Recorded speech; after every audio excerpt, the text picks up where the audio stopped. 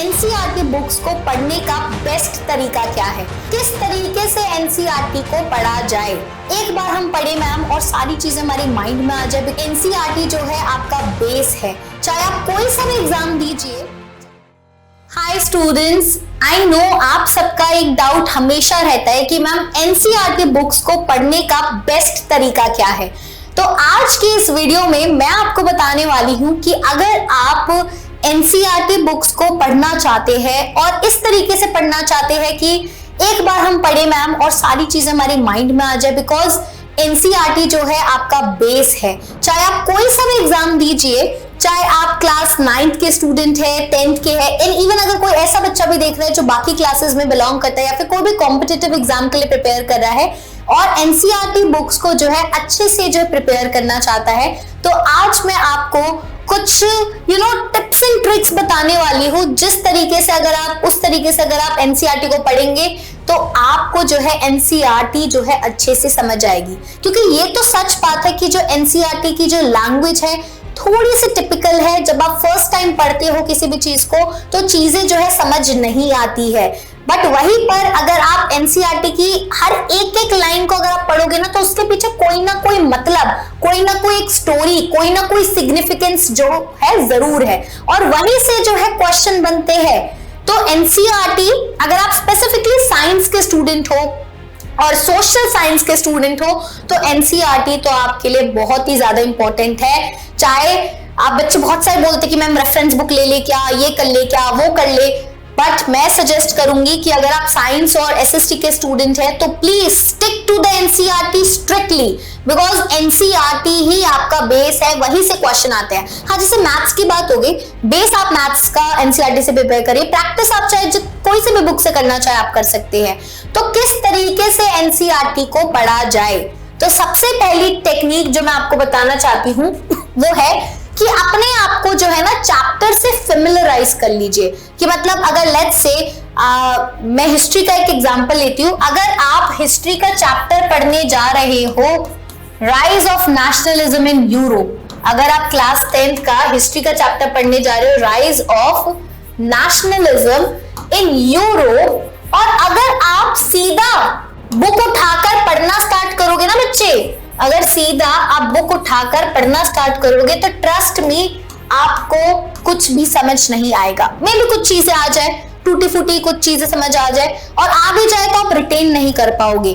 तो अगर आप सीधा चैप्टर पढ़ना स्टार्ट करते हैं तो आपको जो है चीजें समझ नहीं आती, आप रिलेट नहीं कर पाते। तो यहाँ पर आपको किसकी जरूरत है, यहाँ पर आपको टीचर्स की जरूरत है, बहुत सारे सोर्सेस की जरूरत है। आपको कोई ऐसा चाहिए जो एक बार चैप्टर को ना पूरा पढ़ा दे, आपको एक बार पूरा जो है समझा दे। आप चाहे उसके लिए कोई YouTube वीडियो देख लीजिए या फिर किसी टीचर का लेक्चर जो है अटेंड कर लीजिए, अपने स्कूल का लेक्चर अटेंड कर लीजिए, या फिर कहीं पर भी आपको जहां पर नॉलेज मिले, इस चैप्टर को पढ़ाया जा रहा है उसको एक बार जो है सुन लीजिए। ठीक है, अपने आप को फेमिलराइज करा लीजिए कि इस चैप्टर में आखिरकार है क्या, क्या है क्या नहीं है, क्या किस किस चीजों के बारे में बात की गई है। क्योंकि अगर आपको एक बार थोड़ा आइडिया पता चल जाएगा ना कि इस चैप्टर में क्या है, तब आप रीडिंग करना स्टार्ट करना, तब आप एनसीईआरटी को पढ़ना स्टार्ट करना, देखना इट विल मेक सेंस। आपको हर एक लाइन का मतलब जो है समझ आएगा कि अच्छा ये है, अच्छा वो है। बट वन टाइम में वो भी नहीं आएगा, सिर्फ रीड करने से नहीं आएगा। तो मैम अब और क्या करें कि एनसीईआरटी का हर एक लाइन जो है हमें और बेटर तरीके से समझ तो आई आए, साथ में हम उसको जो है रिटेन भी कर पाए। तो जो दूसरा तरीका जो आपको करना है ना वो है आपको स्किम करना है एंड देन रीड करना है डिटेल में। सो मतलब जैसे ये मैंने पैराग्राफ ऐड ऑन कर रखा है यहाँ पर, जिस तरीके से मैं आपको बताऊंगी कि आप कैसे कर सकते हैं।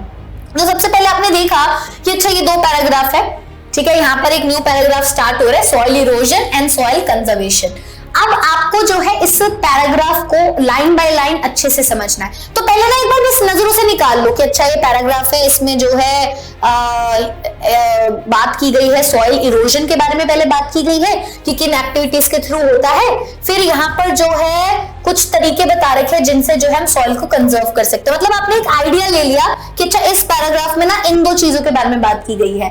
ठीक है, पहले आप हमेशा ऑब्जर्व करिए, पलटिए कि कहां तक ये टॉपिक जो है जा रहा है, कहां तक इसमें क्या क्या ब्रॉड हेडिंग्स है जो जो मुझे देखनी है। तो पहले आप नजरों के सामने से किताब को निकालिए, पूरे चैप्टर को निकालिए, देखिए ये पैराग्राफ है, अच्छा इस पैराग्राफ के बाद ये पैराग्राफ है, फिर ये पैराग्राफ है, फिर ये पैराग्राफ है, इतना बड़ा चैप्टर है, ये इसके जो है सब पार्ट्स है। तो एक बार जब आप स्किम कर लोगे ना तो आपके एक ब्रेन को एक ओवरऑल व्यू मिल जाएगा, बर्ड आई व्यू मिल जाएगा कि अच्छा मुझे ये पढ़ना है, ब्रेन में एक इमेज फॉर्म हो जाएगी। उसके बाद आप जूम इन करिए और पर्टिकुलरली एक एक लाइन को पढ़िए, है ना। फिर आप इसको डिटेल में पढ़िए कि पहले क्या बता रखा है कि सॉइल इरोजन क्या होता है, the denudation of the soil cover and subsequent washing down is known as soil erosion. फिर अब आपको जो समझ आने लगेगा। वहीं पर अब बस ये भी नहीं करना कि सिर्फ पढ़ते जाना है, नहीं। नेक्स्ट चीज आपको क्या करनी है, आपको एक्टिव रीडिंग लगानी है। एक्टिव रीडिंग का मतलब क्या होता है कि जब भी आप रीड कर रहे हो तो आपको हर चीज जो है हाईलाइट करनी है, ठीक है। जो भी इंपॉर्टेंट चीजें हैं, इंपॉर्टेंट पॉइंटर्स हैं, वहीं पर आपको क्वेश्चंस पूछने हैं। आपको जो है दिमाग में रखना है कि अच्छा मैं ये चीज पढ़ रहा हूं तो यहां से किस तरीके का क्वेश्चन बन सकता है, कि क्या बनेगा, कि डेफिनेशन क्या बन सकती है, इस चीज का मीनिंग क्या है, ये क्यों होता है। कोई भी अगर कोई फिनोमेना बताया है तो उसका डेफिनेशन क्या, जैसे सॉइल इरोजन के बारे में बताया तो उसकी डेफिनेशन क्या हो गया, उसके कॉजेस क्या होंगे, उसके जो है पर किसको हम इसके प्रॉब्लम को सॉल्व कैसे करेंगे। तो आपके दिमाग में ये सारी चीजें आ जानी चाहिए कि सॉइल इरोजन के बारे में बताया गया तो इसके बारे में भी जो है बताया गया होगा। क्वेश्चनिंग करो, एक्टिव रीडिंग करो, साथ के साथ जो है अपने नोट मेकिंग करते रहो, ठीक है। नोट्स बनाओ, नोट मेकिंग करो। आप जो है क्या बनाइए, माइंड मैप बनाइए, माइंड मैप जो है बनाते रहिए। एक्टिव रीडिंग करनी है, ये नहीं बस ऐसे रीड करना है, नहीं। साथ के साथ आपका हाथ चलना चाहिए, किताब रखिए, अपने नोट्स बनाइए, साथ में माइंड मैप बनाइए। तो सॉइल इरोजन के बारे में बात की गई है, सॉइल इरोजन की डेफिनेशन है, ठीक है। तो इस तरीके से जो है आपको चीजें करनी है।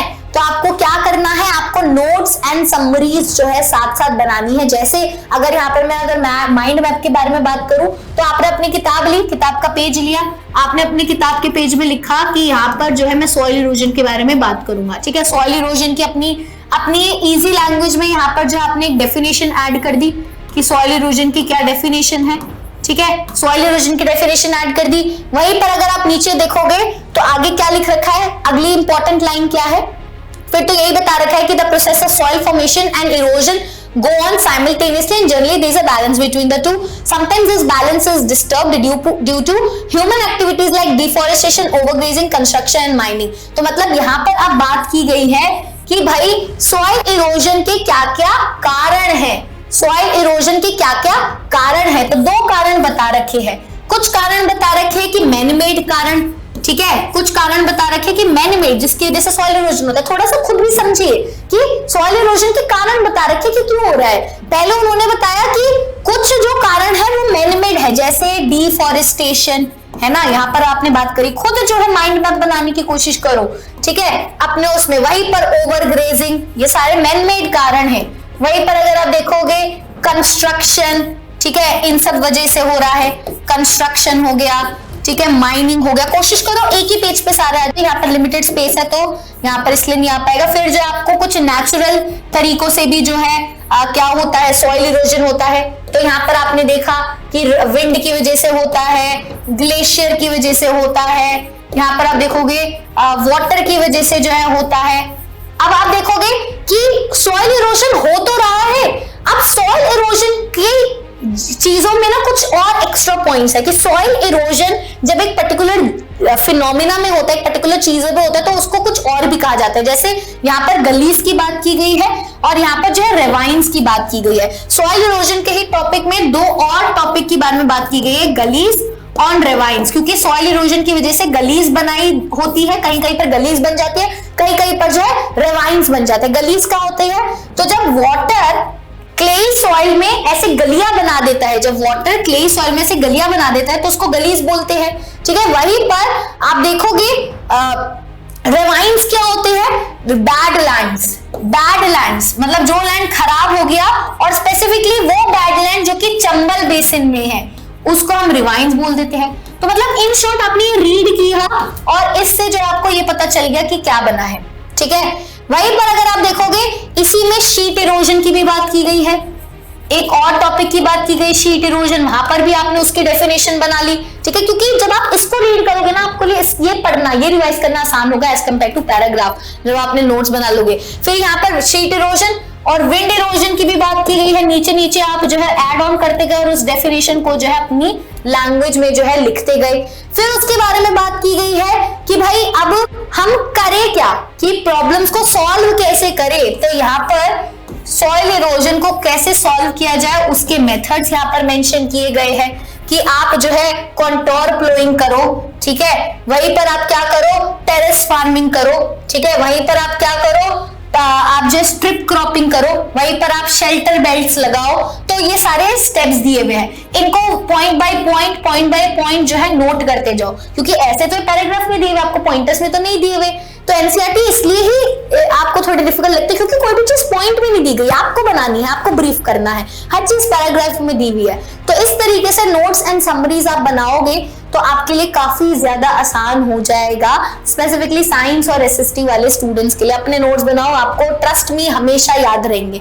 और इन नोट्स को बनाकर भूलना नहीं है, बार बार अपनी नजरों से निकालो। जब भी चैप्टर का आपका एक टेस्ट है, कोई भी ओरल रिवीजन है, तो उसको जो है एक बार नजरों से निकाल के, क्योंकि नोट्स आपके बहुत जल्दी रिवाइज होते हैं। किताब को खोल के रिवाइज करोगे ना बहुत टाइम लगा लोगे, नोट्स निकालोगे फट फट फट आपकी राइटिंग में लिखे हुए आप फटाफट जो रिवाइज कर लोगे और आपको एनसीईआरटी एकदम ऐसे दिमाग में फिक्स हो जाएगी, ठीक है। तो नोट्स बनाना काफी ज्यादा जरूरी है, एक बार की मेहनत है और हमेशा जो है आपको आराम मिलेगा। एंड टाइम पे काफी ज्यादा आराम मिलता है क्योंकि एग्जाम का एक दिन है, एक दिन की छुट्टी मिली एग्जाम में और पूरा सिलेबस रिवाइज करना है। तो आप किताब खोलोगे क्या, नहीं ना, यू अपने जो है नोट्स बनाओ। अगर आपका कोई तरीका है कि किताब में ही आप अगर मार्क कर सकते हो तो वो भी सही है, कुछ एक्स्ट्रा पेज ऐड कर दिया, जहां पर किताब में जगह कम है तो वहां पर एक्स्ट्रा पेज करके वहां पर नोट्स लगा दिए, स्टिकी नोट्स लगा दिए, कुछ भी तरीके से आप जो अपने नोट्स जो है बना सकते हैं। सो आई होप आपको जो है ये वीडियो काफी पसंद आई होगी और आपके लिए काफी ज्यादा बेनिफिशियल होगी। तो आपको वीडियो अच्छी लगी तो नीचे मुझे जो कमेंट सेक्शन में बताइए, और अगर आपको ऐसी कुछ वीडियोस चाहिए तो उनके भी सजेशन आप मुझे जो नीचे कमेंट सेक्शन में दे सकते हैं। तब हम मिलेंगे नेक्स्ट वीडियो में। Till then all of you take care, bye bye.